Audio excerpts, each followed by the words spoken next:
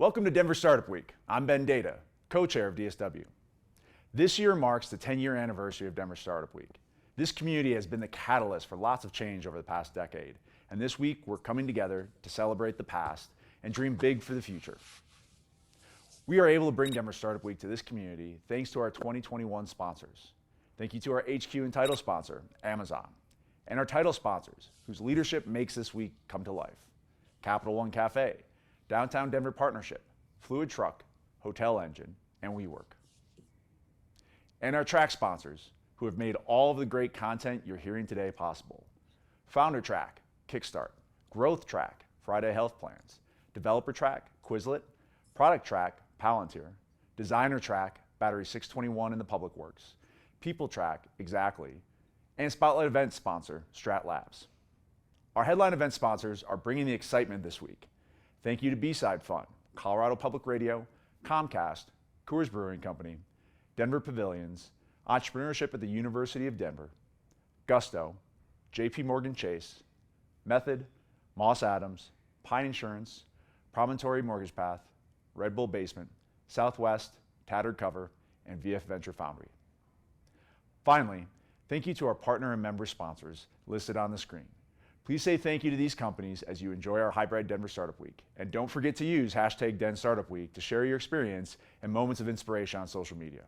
Have a great week. Early risers, all-nighters, slow pours, fast crams, post-nap, on the mat, in the stacks, phone down, volume up, complete silence. You ups? Coffee cups, pizza crusts, first semester, fourth quarter. Focus 100, privacy 0. Pre-test, one last check, let's go. However you study, Quizlet takes the guesswork out of your coursework. Learn it, own it, Quizlet. Hello everyone, welcome to Denver Startup Week. I'm Connor Swanson, the Developer Track co-chair along with Aaron Clark, and member of the Denver Startup Week Organizing Committee. Thank you for joining us for the 10th anniversary of Denver Startup Week. At Denver Startup Week, we strive to make all of our sessions a space where attendees can connect, learn, and grow, regardless of age, gender identity, gender expression, race, ability, or sexual orientation. A special thank you to all of our sponsors for their support in helping us to keep DSW free and accessible for all. Thank you for joining us, and have a great week.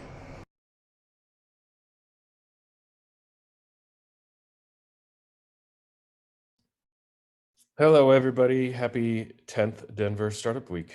Hope you are well and enjoying your DSW.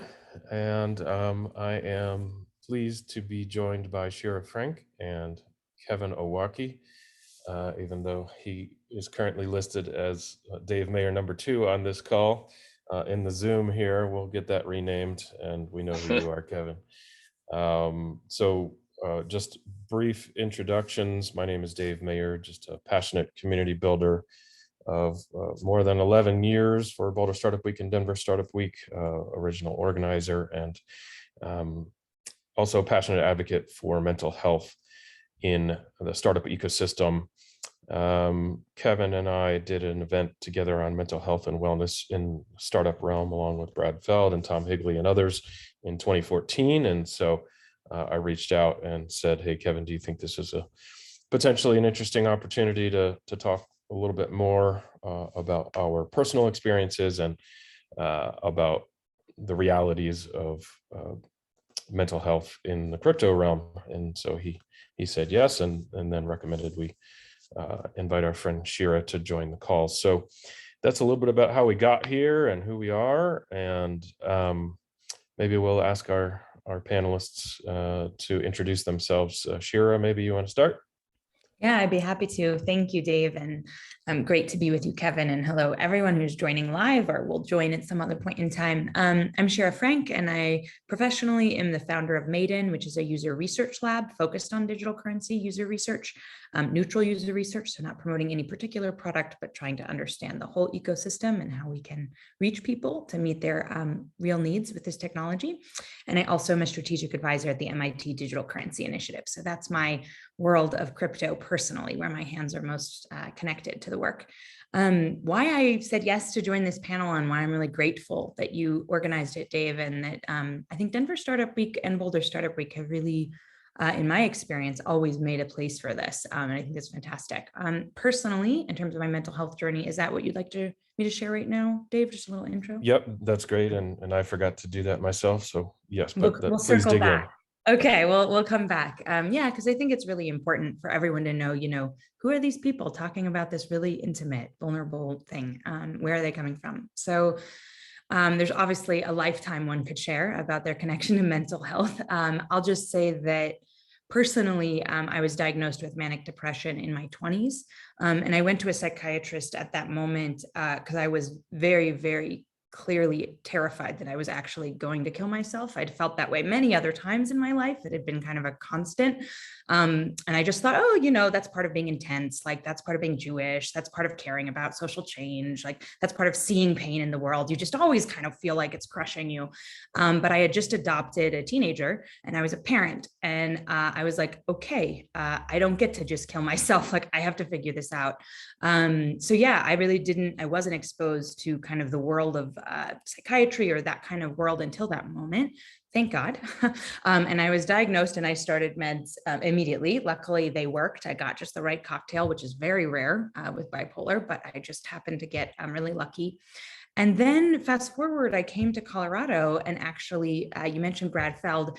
Brad Feld was on a panel with someone named Lance Powers. It was a group called Open Labs, and it was all about being open about mental health, like actually coming out of the closet and being like, I experience depression and anxiety on a daily basis, whether you're the CEO of some major fund or not, just being really open. And I was like, wait, we can talk about this stuff? Like, I can say that out loud in a professional context. And it was huge for me. It reminded me of when I came out as queer, really young. It was like, oh, I can breathe air and not like toxic smog. Like I can be incongruity with what's happening on the inside, and that can be on the outside. So that was really healing. So actually the kind of Denver Startup Week world has been really supportive. I would say crypto, I'm not sure. We'll get into that. But anyway, that's a part of what brings me here. And I'm really grateful to be here to talk about all this. Really well said. Thank you. Appreciate you being so vulnerable out of the gate. Kevin? Hey everyone, Dave, thanks so much for organizing this. I think it's really important to talk about mental health in technology and entrepreneurship. So I'm just so grateful that you organized this. I've been so I guess my professional background is that I've been a startup person / entrepreneur for about 10, 12 years, organized Boulder Startup Week stuff going back several years, and Dave and I did a mental health event there. So I think this is sort of a continuation of that event, which has been great. Been in crypto since 2017. I guess most people know me these days as the founder of Gitcoin, which is a place that economically empowers software engineers, gives them a place to get coins. And basically, it's really stressful to be a technology entrepreneur. I think Elon Musk said that it's like chewing glass and staring into the abyss every day. And so there's a lot of stress having constituents and investors and people who are all sort of relying on you. And so I think that that's one thing that I'm here to talk about. I also have sort of like a family history of like depression and anxiety that runs in my family. And so I'm here to represent that contingent and to set the tone to the people in my network that that's something that we talk about, and that it's totally fine to have those feelings. And I guess, like, while we're all sharing these deeply personal things, and normalizing that it's okay to have mental health issues, I'll just share that my family lost my little brother to suicide in December of 2014. And that was obviously a very traumatic event for myself, my parents, and other members of our family to lose their son and my brother to suicide. So have been really thinking a lot about suicide prevention and speaking a little bit about here and there, because I'll tell you from someone who's been there that you just always, like, in that situation, my experience is that you that you really wish that you had done something in order to reach out to that person that was in trouble and to guide them along their path into healthy ways of coping with stress and with the existential dread that comes with being an entrepreneur or technologist, but also just living in the world in a very contemporary society can be very stressful and anxious and depression inducing in many different ways. So that's sort of my story and why I'm here, and I'm excited for the discussion. Back to you, Dave. Thank you for your continued vulnerability and honesty and openness. It's important. I guess how I got here as an entrepreneur now of 11 years, I started a number of businesses, and in 2010 I started 2 businesses at once. My current business, Technical Integrity, as well as another startup, and just the pressure around. As you mentioned, Kevin, you have investors in the business and all sorts of expectations, and I don't recommend starting 2 businesses at once. But at the end of the day, I also ended up in the hospital from exhaustion and stress, and I promised my wife that never again, that I would take better care of myself, and I vowed to really share the lessons along the way, including, even to present day. I've got a number of coaches and, much more healthy outlets than I used to have. So that's sort of how we got here, at least from my perspective. And similar to Shira, listening to Bradfeld and others who are now friends as well as mentors, speak openly about their struggles with depression and mental health. It became evident to me as a community organizer that these things needed to be discussed openly. So thanks to everybody for being here, and feel free to throw some questions in the chat. We will get to those. Obviously, this hour is going to go fairly quickly, but I think ultimately, if you have some questions beyond what's already in the chat, if there's something that's coming up for you, the reasons that you're here, we are being vulnerable, and we just want to be of assistance. I think it's also important to note that none of us are psychiatrists. We are not clinically trained professionals. We are just passionate advocates who are trying to say it's okay to not be okay. And it's okay to ask for help and share our personal stories. So certainly we'll share some resources in the chat in terms of how and where you can get some help. But Shira, maybe you can sort of dig in on what's coming up for you and where you'd like to start the discussion. Yeah, I'd be happy to. I was going to add on to what you said, because not to diminish it, I think it's really powerful to just live in the it's okay to not be okay. I think where sometimes I would like to see us advance that statement or that reality is that if we do that, if we express what's unwell, either internally for us as individuals or in a company or in a team or in a ecosystem like the crypto ecosystem, that means we have the option and opportunity to take responsibility for that and to tackle it. And so I think what I'd like to start off with is naming that I think when we don't speak openly, it's a lot harder to effectively take responsibility for what's happening. So that's like step one.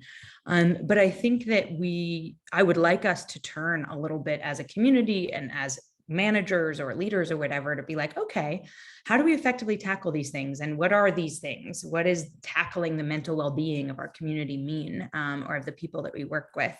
And I guess if sometimes frameworks are helpful. So I was going to share that first of all, I want to say that issues of mental wellness, what I think of when I think of those, it's quite broad for me. So I think of things like what we've been talking about, which is stress and anxiety and just human beingness. And like, how do you balance all of those things? But I also think of issues of like diversity and equity and inclusion and like wellness in that regard. I think of also like actualizing our values. Like to me, being mentally well and like my journey of wellness has come to like, am I again living in congruity or in integrity, right? So if I have a value, say, of scalability and privacy or something, or a crypto system has those values, right? Security and usability and scalability. And are we actually achieving them? Are we saying one thing and doing another, and being self-critical enough and holding each other accountable enough to be well in that way? So one of the frameworks that I've found to be most impactful, I've been to a lot of different therapists and there's so many great modalities. The one that landed most deeply for me has been somatic therapy, which I won't give you a diatribe on what that is, but essentially it's much more body-based and it's much more science-based around trauma and how it lives in the body. And so if I had to share with you in an image, imagine that a lot of therapeutic modalities will be okay, you have this heart event or this trauma in your system, a personal experience, whatever happened. And often they'll be investigating it and they'll be prying it open, what happened. And that can work, but it can also be deeply re-traumatizing. And your body as a nervous system can end up just recalcifying and rehardening that experience. And so what somatic therapy has figured out, and it was really discovered kind of to help Vietnam vets recover from so much PTSD from the war, was if you take trauma, again, trauma literally in the nervous system, how our nervous system processes trauma. Pain isn't trauma. Pain's okay. Pain we can shake off. And you'll see other animals in the wild, take a gazelle, for example, right? It'll get scared by a lion, but it doesn't become, you don't have PTSD gazelle running around, right? They're not sitting there getting traumatized because they take that pain and they shake it off. They release it. But humans, something happened with our predator prey. What are we? Peace, and our nervous system doesn't know what to do. And we don't automatically release the pain. And so it becomes this trauma in our system, which just doesn't ever relax and let go. So we keep running up against it and feeling it again. So what somatic therapy says is support it. It says, what could we do to just gently figure out how we can tell that experience, whatever that is, that it's okay to relax. It's slower, right? It's not an automatic thing. It's literally a retraining of your nervous system to allow painful and hard experiences to be integrated and release kind of more naturally in the course of life. So I think some of those principles and some of the teachings in somatic therapy are things I wonder about for crypto, actually. So things that I've learned in somatic therapy, a couple principles. One is about being present in all parts of your body. And by that, they'll talk about depth and width. So it's are you actually feeling your back body? So I would think about that in crypto as history. Are we being ahistorical about these ideas we're talking about and how we're going to transform the world? Or are we really recognizing that the internet and all these other moments in history, they didn't go so well? Are we being honest about that history, that back body, what's behind us? And then there's the middle body, what are we feeling in the present moment? What's actually going on in this company, among these people right here, right now? And then there's the front body, where am I actually going? Am I clear about where I'm going? And so in somatic therapy, we work on being aware of all of them. It's not, a lot of times with CEOs too, there's a lot of front body. It's okay, I got to do the thing. I got to do the thing. And we can live so much in that front body. We both bulldoze over people. We lose a sense of support. I don't know if any of you that are founders or lead a project or a team feel exhausted all the time. Sometimes that's because we're constantly acting on and doing the thing and fixing the thing and being in this front body place instead of what if I trusted that this would work out, even if I can't quite see what's happening? What if I got more in my back body? So I can share some other principles, but that's just one that comes to mind. Boundaries are another. I could talk about that. Things being right-sized, really acknowledging, wait, is this actually world changing? Or is it just exciting to me and this other person? What's the right size of this experience right now? And asking that question, am I acting on it in its accurate size? And gentleness, of course, like I mentioned, being very gentle. So yeah, those are a few things on my mind. Kind of how do we take tools that have really helped with trauma in other places, in the individual space, and maybe think about them on a collective level. Yeah, I appreciate that. And I'm starting to investigate somatic therapy as well, just recently. And it's been hard for me to really sort of feel into what's coming up for me, right? Most, especially for men, it's sort of well, just avoid it, push it down, just it'll go away, right? So Kevin, maybe we can switch to you. I'd love to sort of rewind the clock a little bit at the beginning of how Gitcoin came about. Obviously you just went through a large raise, but I'd like to really go back to the beginning of, I think it's important to note that obviously it's a mission-driven organization, but how it came about, and then just even sort of the entrepreneurial journey for you, and some of the tools that you've found to be able to step back, step away, Sure. and what you've learned over the entrepreneurial journey.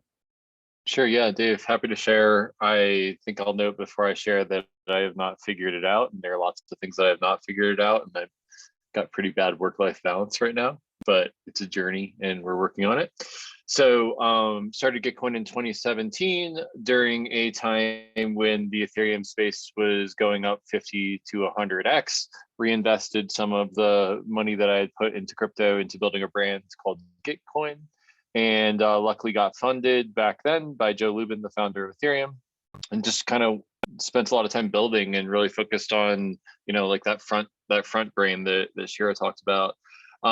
Turns out Ethereum's run was not all that persistent, and the space dropped by 10 or 20x. And so went through a 2-year period of just trying to keep everything afloat while there was no capital available to the business to scale it. And that was really tough because I felt like an octopus that was just plugging every single hole, and would often wake up in the middle of the night and realize that I hadn't done something, and then wake up and code at like 3 a.m. And it was just really bad for my work-life balance.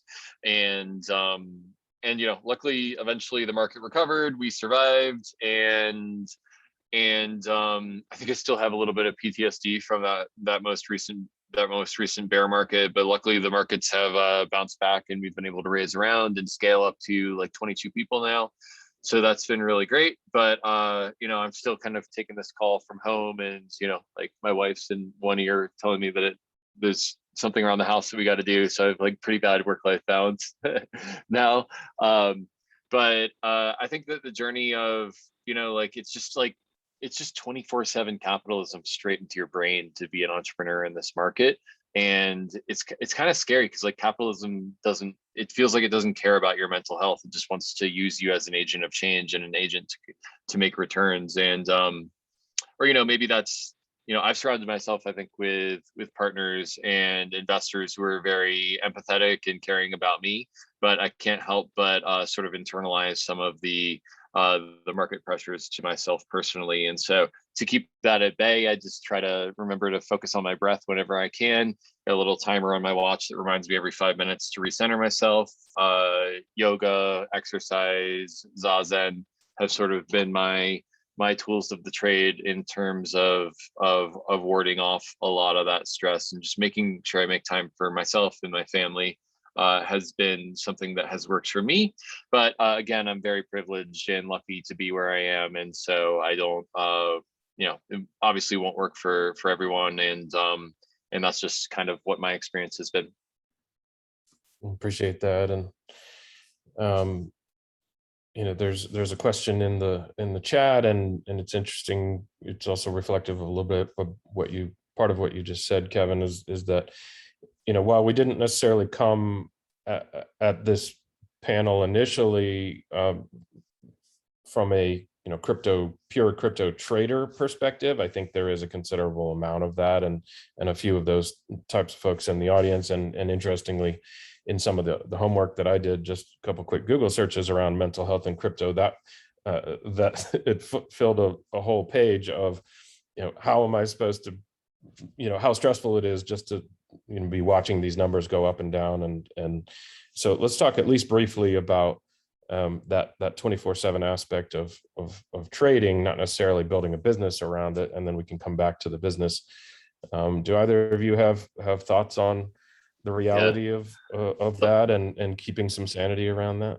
Yeah, just don't do it. Just don't watch the 1-minute charts or the 5-minute charts. In 2017, I not only made a lot of stress for myself, but I traded a lot of money away trying to do that. So now I just don't even check it more than once or twice a week, and that's been great for my health, but also my portfolio's experience returns. There you go. Just don't do it. Portfolio's experience. Yeah, I mean, I guess again, don't take this as advice. It's just like my sense of this is, of course, crypto could be an invitation to be even more hijacked by extreme drive to profit and getting the right moment and getting it right and being right and being right and being right and like choosing right and all of that.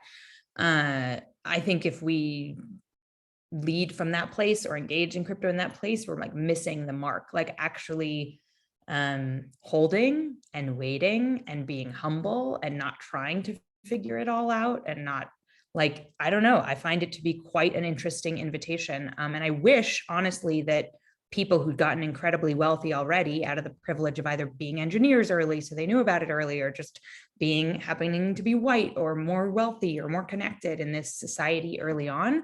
Like there's so much money sloshing around. I'd love for us to be able to like distribute some of it to people that don't have a chance to even hold crypto, and just actually invite a kind of sense of investing in a community over time and thinking about a longer time horizon of like building infrastructure. So I'm not a crypto trader. That's not how I engage with it. I wouldn't have traded stocks, and I'm not going to trade crypto either. Like that's just like hijacking for me, my sanity. But I do think it's interesting. I think we have an opportunity to also relate to money slightly differently now that it's made really of ones and zeros fully in software. Like, is it so permanent? What happens when it goes up and it goes down? What is that like? I mean, in meditation and all kinds of mental health practices, that's a part of what we live through, is like, let it be up, let your anxiety be, and watch it go away. Like, so I don't know. I guess personally, that's how I relate to it. And again, for me, I only put money in there that I'm willing to lose. So the small amount, whatever I had, that it was like, well, I could lose this amount of money. I don't need it to live my daily life. And that's how I sit with it. And it's like, I believe in this technology. I believe in its power. I'm going to let it be a long-term thing. Yeah, absolutely. So let's switch back to the sort of building business side of things, the entrepreneur side of things.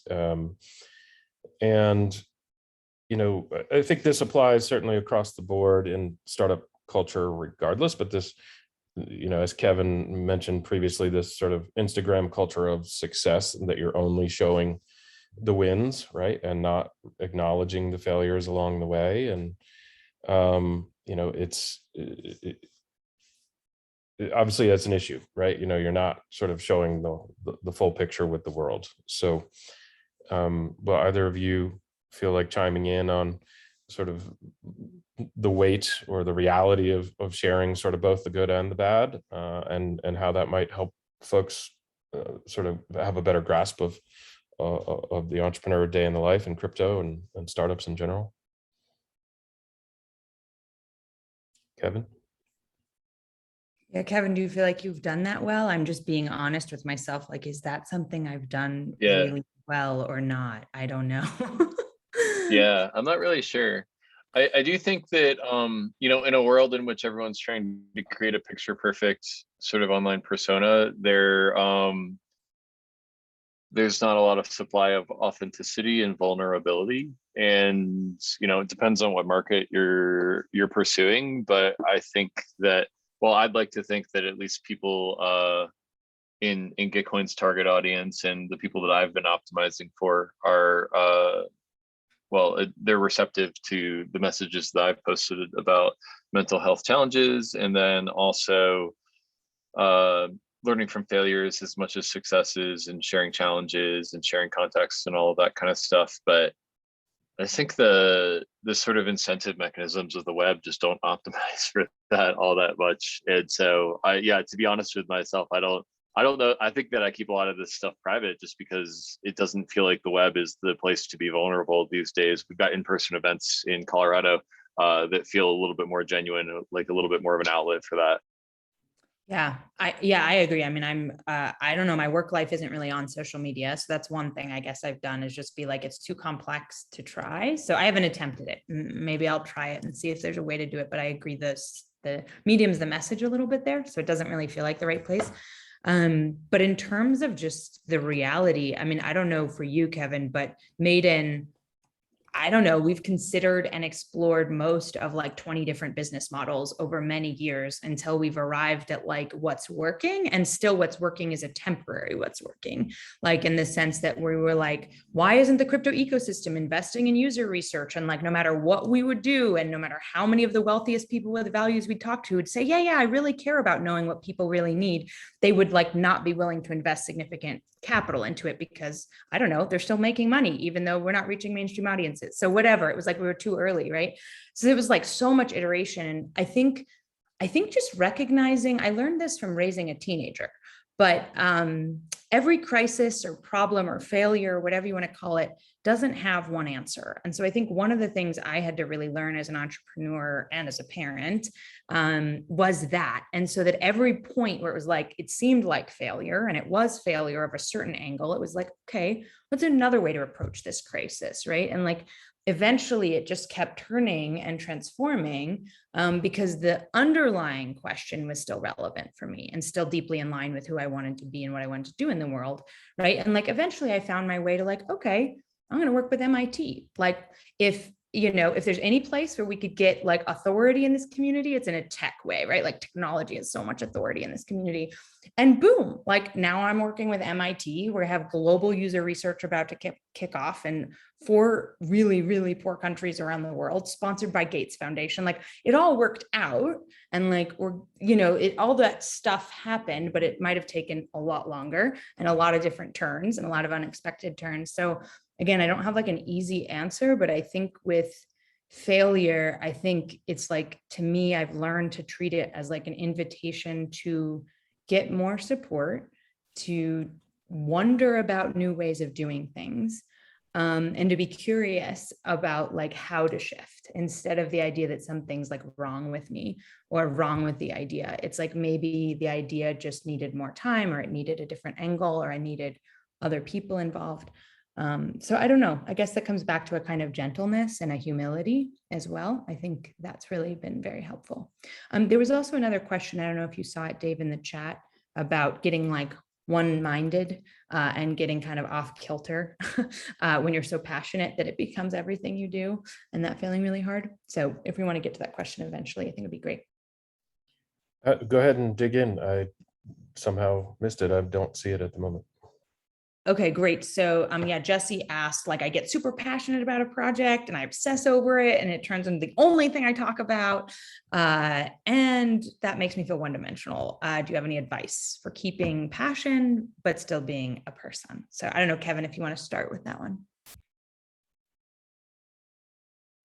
Oh man, I think I've slowly weeded out. Well, I don't know if I'm just growing or if I've subconsciously weeded it out, but I think that a lot of my crypto community organizer friends are my friends now.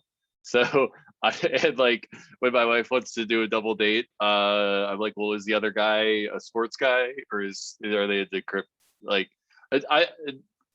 so I think I'm not the right person to ask this. Like, I like to think that my personality isn't so, or like my interests aren't so one-dimensional. I do like other things. I like economics, I like art, I like philosophy, I like software. It just so happens that that a lot of my interests are concentrated in this area because it is an area of great change. And so it's a lens to view the world and how the world is changing from the industrial age to the information age. And so I think that that's fine, but I also think that you have to sort of be able to step out of that and to have a broad set of interests. And, for me, meditation has really been a useful practice in recentering myself in my breath and who I am and what I'm doing and where I am, and away from any sort of like deep intellectual rabbit holes. So I'd be curious what y'all's experiences.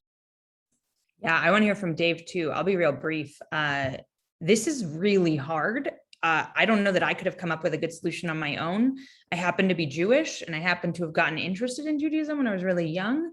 So I feel like a 4,000-year-old practice that they figured out is take a Shabbat. And they literally they create the rhythm in your muscles and your brain and your body that there's like 6 days you can do whatever you want, and there's 1 day you don't do anything related to what you do during those 6 days. And they literally create like as many laws that kind of force you to literally live in a different dimension, a different sense of time. So that I've been doing that since I was 19. So I think that has conditioned my body, in my mind. I think about it like an Olympic, it's like an athletic thing, right? Like this is a practice, this kind of being able to put things down and open up to another experience. I think our bodies it's hard to do. So yeah, that's what's kept me sane, is always knowing I take one day a week, no matter what. Doesn't matter what season it is, that I just don't allow myself. I literally condition my body to just not think about those things and not do those things.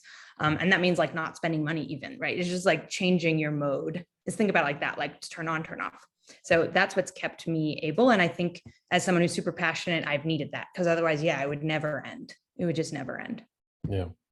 Yeah. I think what that brings up for me is I've become, as an entrepreneur with a smartphone, right? You're always able to be reached if you let people reach you, right? And that pertains to also checking, Ethereum prices, or that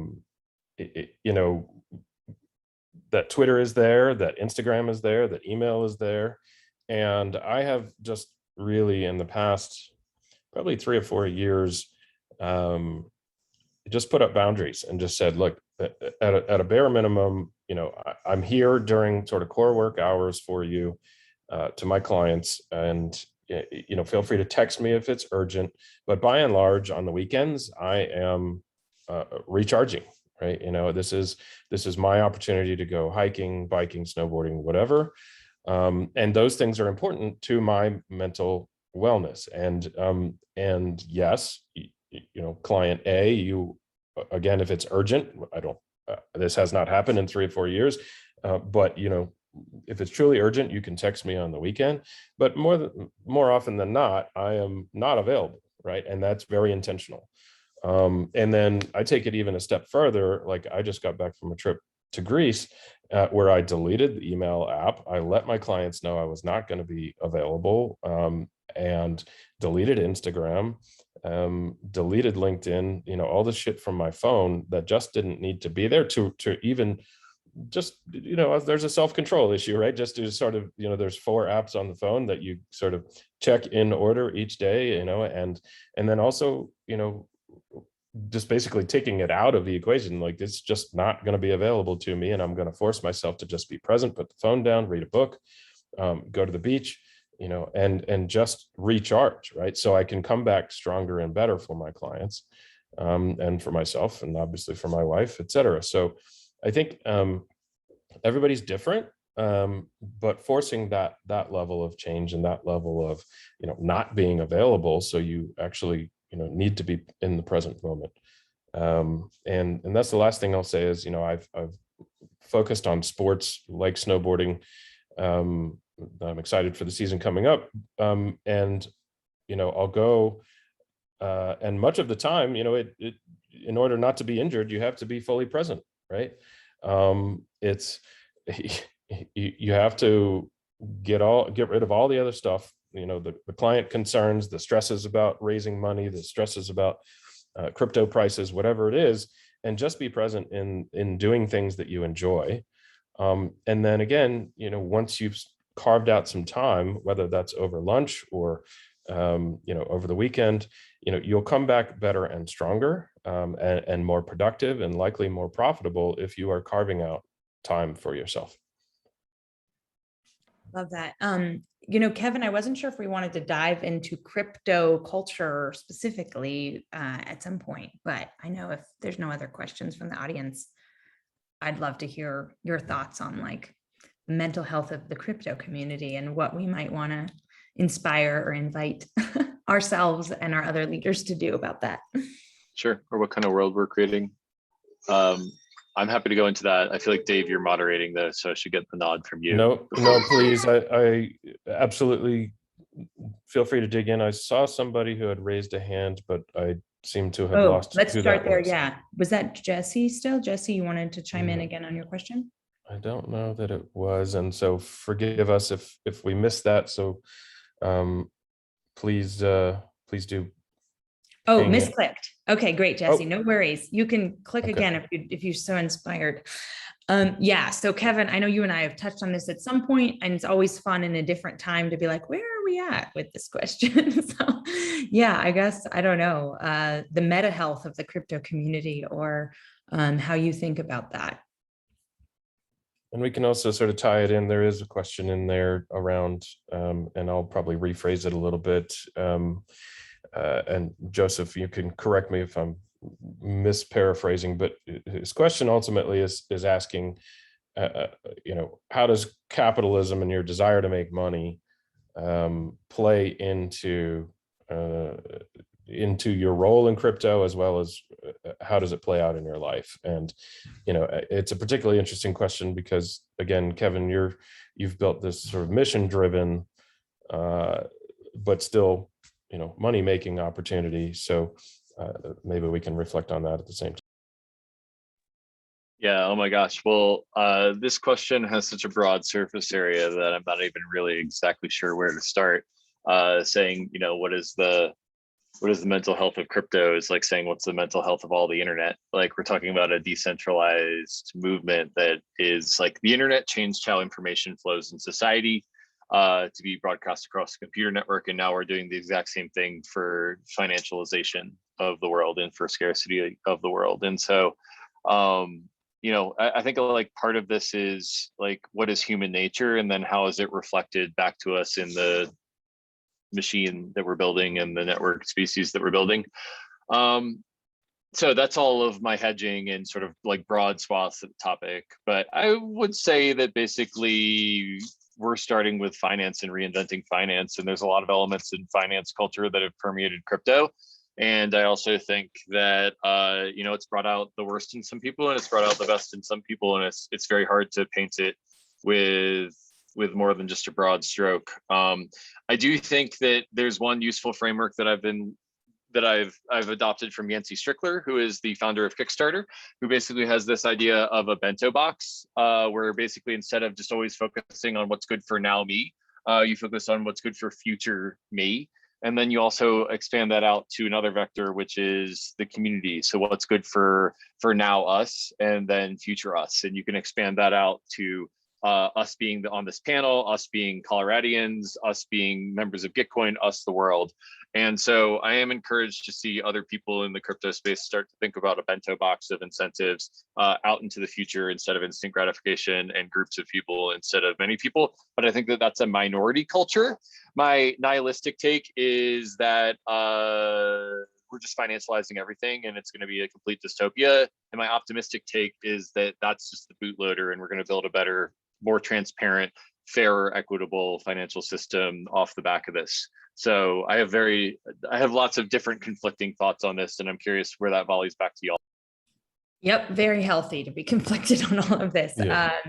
Yeah, I think a lot of my mindset and experience about all of this is colored by my experience of watching Israel kind of grow up, and like my experience of seeing, a lot of idealism and a lot of hope for safety turn into like 100 years later. And my family's half Israeli, so this is just a personal experience of the history of that culture. Turn into, becoming abusers themselves. And I just think this is everywhere. We see this in human nature. If you've been abused, you end up often, not always, but often repeating that abuse. And even if you start with the best intentions. And so I love bento box notions. There's a lot of, I agree. It's definitely beautiful. And Reese, I know, who was a part of this community for a while, is a big proponent of it. I think sometimes I worry that it doesn't have enough of the also harm reduction model in it. So I like to think a lot about, okay, are we proactively identifying and mitigating the risks of what we're building at scale? And if not, let's start now. And I think that it's just that your dystopian vision, I think, is probably more likely.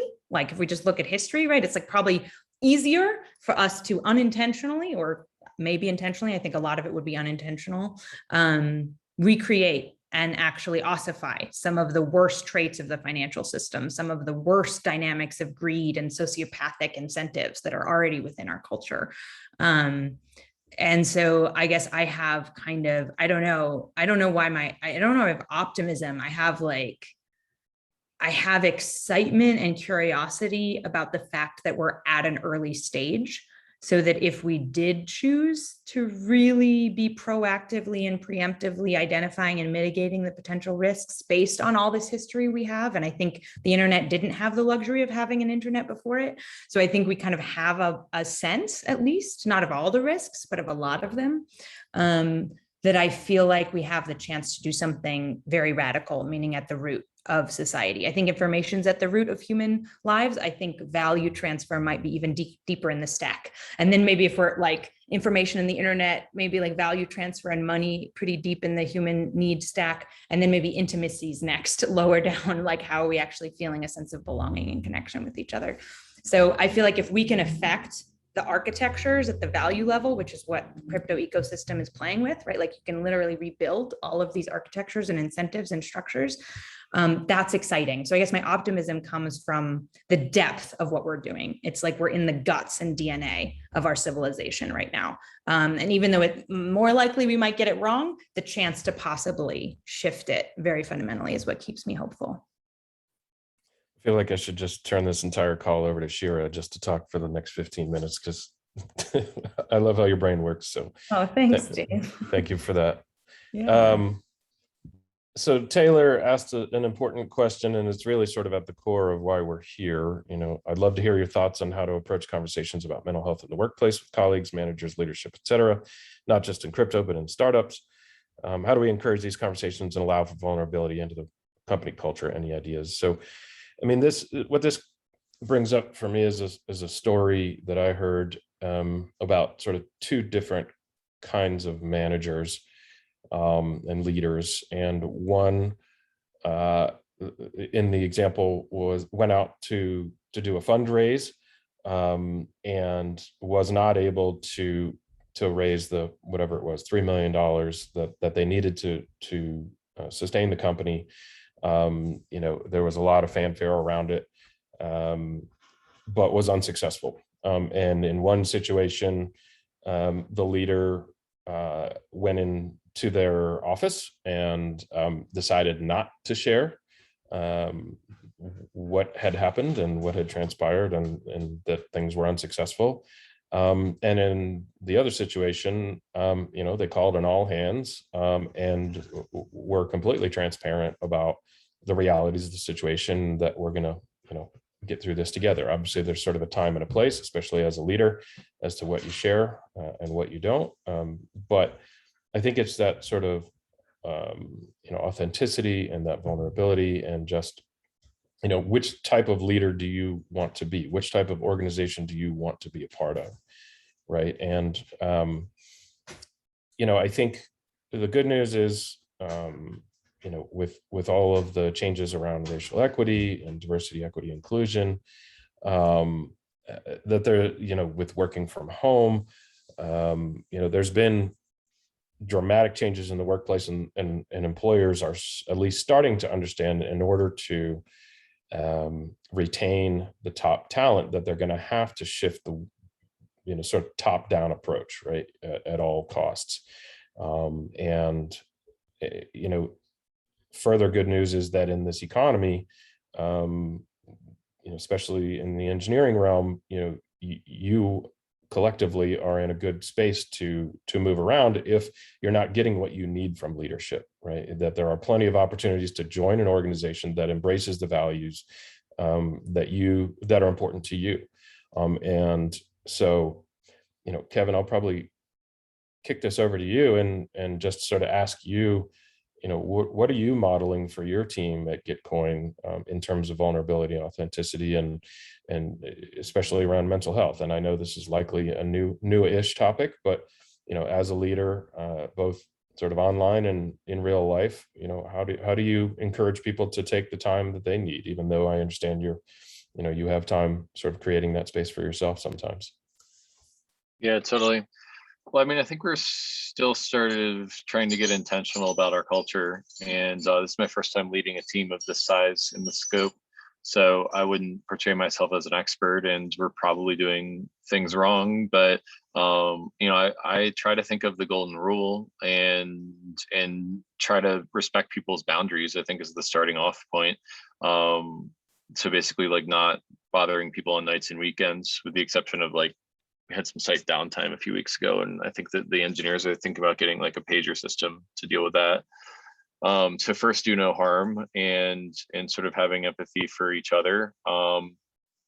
But oh man, I wish I could say that we've been more intentional about it, but I just think that we're in the very early days of like a cultural renaissance. Like, so basically the 24 months of stress during the bear market was just like do everything to keep it alive, and I didn't respect my own boundaries. We probably stressed each other out a lot during that time, and now that we've raised this round of funding and we're out, we're trying to be more intentional about designing our culture.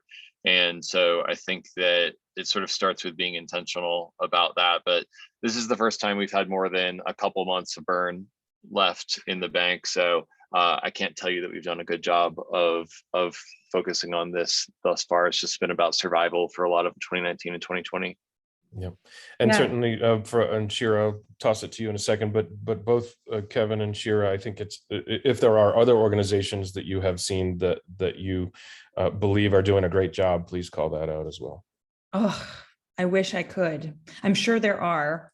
I'll tell you some few practical things that we've done at Maiden, learned the hard way. So one is a page in our agreements that's all about human values and how we treat ourselves and how we treat each other. And I thought, oh, that's so woo-woo. I can't put that in agreement, a contract, like that's insane. But like over time, I just noticed that I was like losing contractors, and they weren't like understanding how to be really truthful about what they needed and what they wanted. And so like over time, I was like, all right, that's it. Like, this is a part of our agreement. So there's a full page, and it means like before I hire someone, we have to talk about what's this weird page in our agreement. Like, and it's an appendix, like it's not like legally binding, right? But it's all about Maiden culture and kindness, and happy to share that with anyone that wants to see it, and they're not things I typically would have ever said in the workplace. Like, I'll just be real honest, like words like gentle and like whatever, they wouldn't have been normally in a contract, but I decided, you know what, that's the way to elevate this. Like, if I say, this is the kind of thing you'd need to have read and initialed when you DocuSign that you're working at this company, like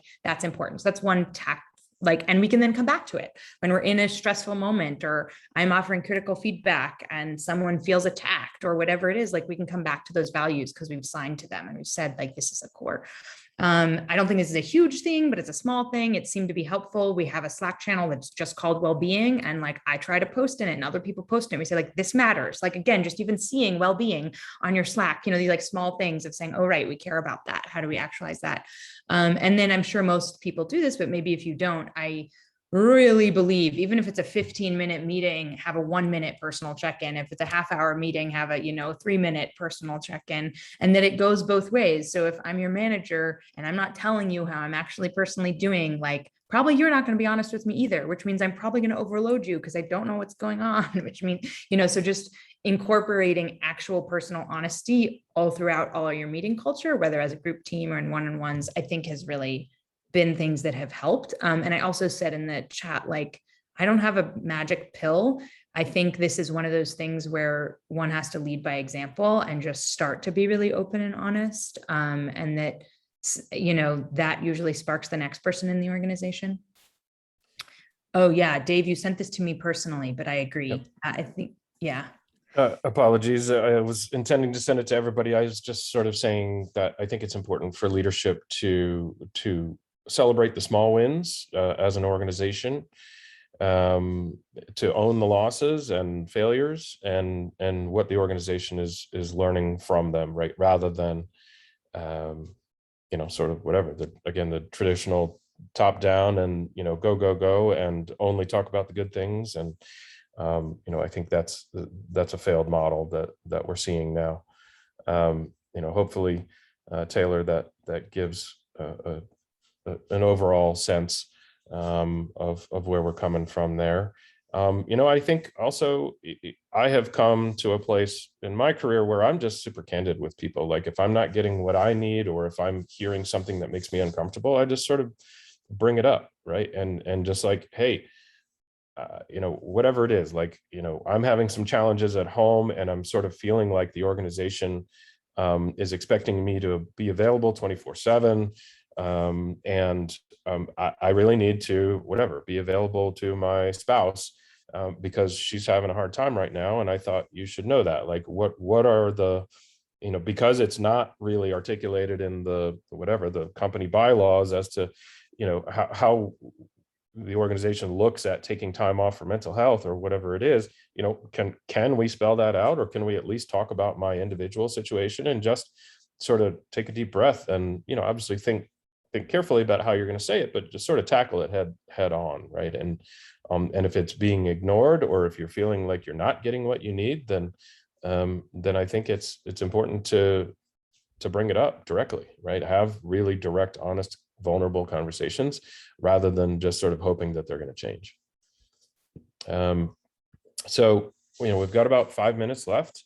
If anybody else has questions, please feel free to put them in there. Shira, I would love to see that part of your contract. I think that's super interesting.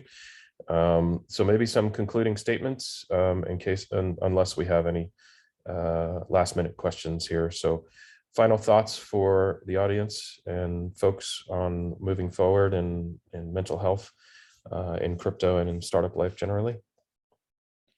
I don't know if this is the last word, but I feel like I should have said it sooner. So I'll just say it now, which is that it's been my experience, and it's not only women, but predominantly women and trans women have left this community because of its frenetic toxicity and intensity and lack of ability, somewhat because of its beauty, right? Very focused on how transformational the changes we could make, but sometimes the blinders come on